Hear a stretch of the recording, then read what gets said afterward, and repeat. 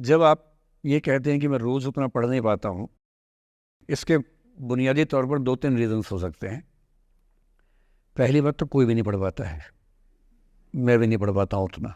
हम लोग प्रिटेंड करते हैं कि हम बहुत पढ़ते हैं। ईमानदारी की बात है कि मैं आज तक कभी भी 1 घंटे से ज़्यादा एक साथ नहीं पढ़ पाया हूँ, और मैंने ठीक-ठाक पढ़ाई की है वैसे, है ना? आप भरोसा कर सकती हैं इस बात पे। एक तो अपने आस-पास ऐसे लोगों से बचिए जो बार-बार दबाव बनाए कि मैं तो बहुत पढ़ता हूँ, तू कितना पढ़ती है? आप कितने घंटे का टारगेट लेके चल रहे हैं, एक प्रॉब्लम ये भी हो सकती है। आपकी उम्र में कॉलेज के अलावा अगर आप 3-4 घंटे पढ़ लेते हैं तो पर्याप्त है। कॉलेज के 3 साल सिर्फ पढ़ाई के लिए नहीं है, पढ़ाई से ज़्यादा सीखने के साल हैं, मंच पे आने के साल हैं। दोस्तों के साथ फिल्म देखिए, दोस्तों के साथ आउटिंग पे जाइए, रेस्टोरेंट में बैठ के खूब बकवास कीजिए उनके साथ। उसमें जो सीखेंगे वो केवल पढ़ाई से नहीं सीखेंगे। तो दिन में 3-4 घंटे बहुत होते हैं। और बाकी मैं एडवाइस करता हूँ बच्चों को कि बहुत सारी एक्टिविटीज़, जिसमें से एक एक्टिविटी चाय की दुकान पर दोस्तों के साथ बैठना, 1 घंटे बात करना भी शामिल है। पर्सनैलिटी ग्रूमिंग के लिए बहुत ज़रूरी है। फिर आप लोगों की उम्र में इमोशंस थोड़े उठापटक होती रहती है।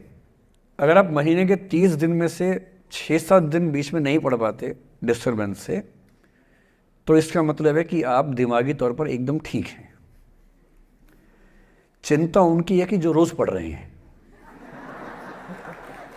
इसका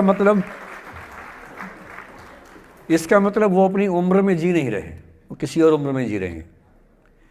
तो ठीक है, कभी कभी डिस्टर्बेंस आएगी, उसको एंजॉय कीजिए। डिस्टर्बेंस बस सुंदर प्यारी होनी चाहिए, इतना ध्यान रखिए, है ना? जिसकी वजह से नींद उड़ी हुई है वो अच्छा होना चाहिए, बाकी तो ठीक है। नमस्कार सर। नमस्कार। सर, मेरा नाम रश्मि श्रीवास्तव है और मैं यहाँ हिंदी ऑनर्स द्वितीय वर्ष की छात्रा हूँ। सर, सबसे पहले तो मैं आपको बहुत बहुत धन्यवाद देना चाहूँगी सर। आपसे मिलकर बहुत अच्छा लग रहा है मुझे और ये मेरे लिए बहुत बड़ी सौभाग्य की बात है।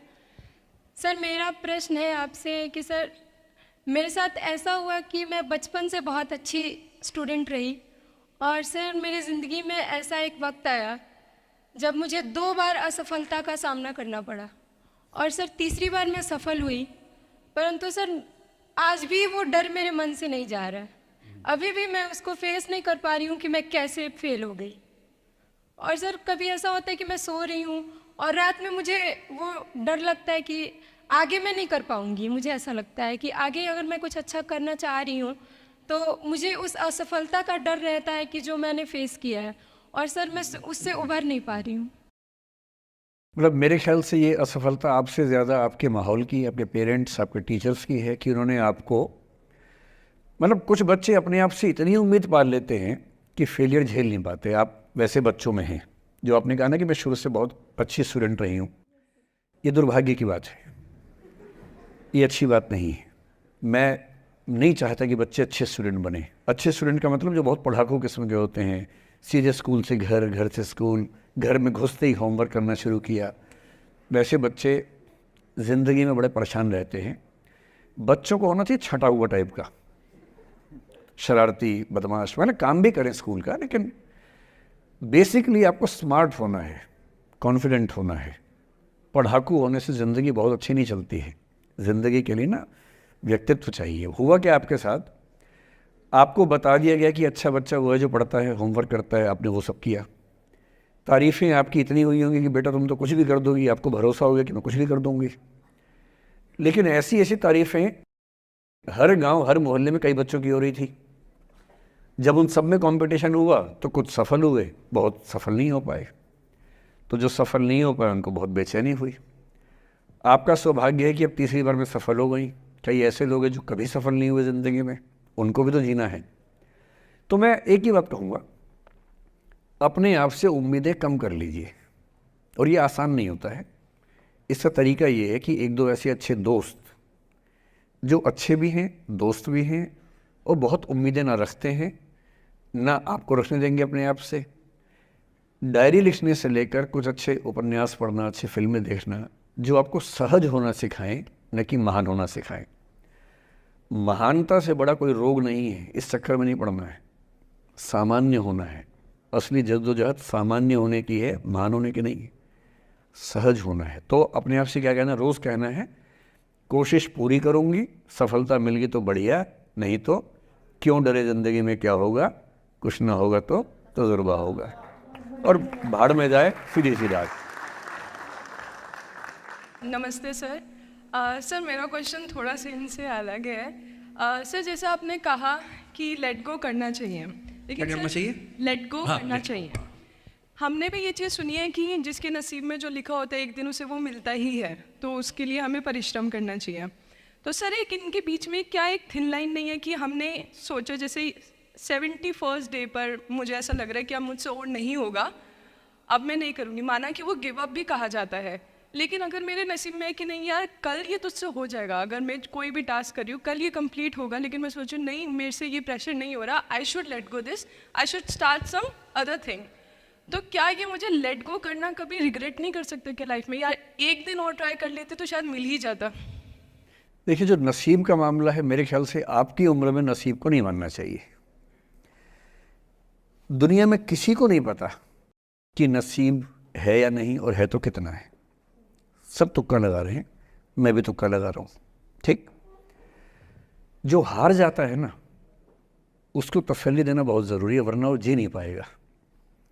और पराजित व्यक्ति को तसल्ली देने के लिए सबसे अच्छा शब्द है नसीब, भाग्य, नियति, बहुत ज़रूरी है।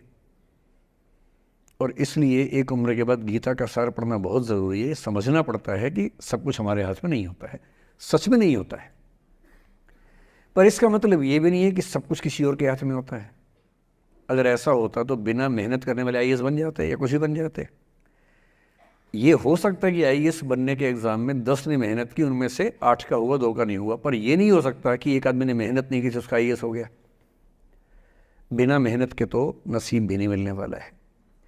इसलिए ये मान लीजिए कि कुछ ना कुछ चीज़ें हमारे कंट्रोल में नहीं हैं, लेकिन जितना कंट्रोल में है उस पर पूरी ताकत लगाएंगे, पूरा डिसिप्लिन रखेंगे, तो हम अपनी किस्मत सबसे अच्छी लिख पाएंगे।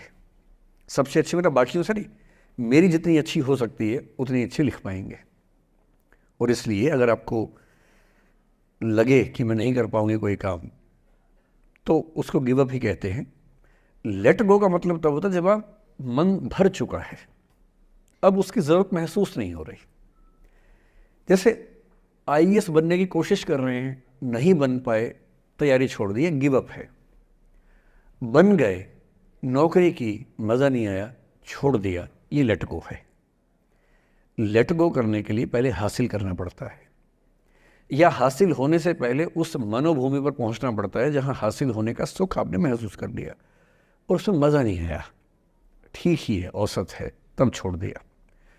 इसलिए आपकी उम्र को शोभा नहीं देता कि हम नसीब की बात करें, ये शोभा देता है मेरी उम्र को। तो 30-40 के बाद नसीब, भाग्य, नियति चलेगा। फिलहाल कर्म पे भरोसा कीजिए, मेहनत, डिसिप्लिन, और मोटिवेशन से ज़्यादा महत्वपूर्ण है डिसिप्लिन, ध्यान रखिएगा। मोटिवेशन का ग्राफ ऐसा होता है, फिर ऐसे नीचे आता है धीरे धीरे, डिसिप्लिन ऐसे रहता है। और डिसिप्लिन वाला व्यक्ति हमेशा मोटिवेशन वाले व्यक्ति से ज़्यादा सफल होगा, ये मान के चलिए। सबसे अच्छा क्या है? Motivation with discipline. तो कोशिश कीजिए कि नसीब पे ना छोड़िए, अपने भरोसे कीजिए। All the best.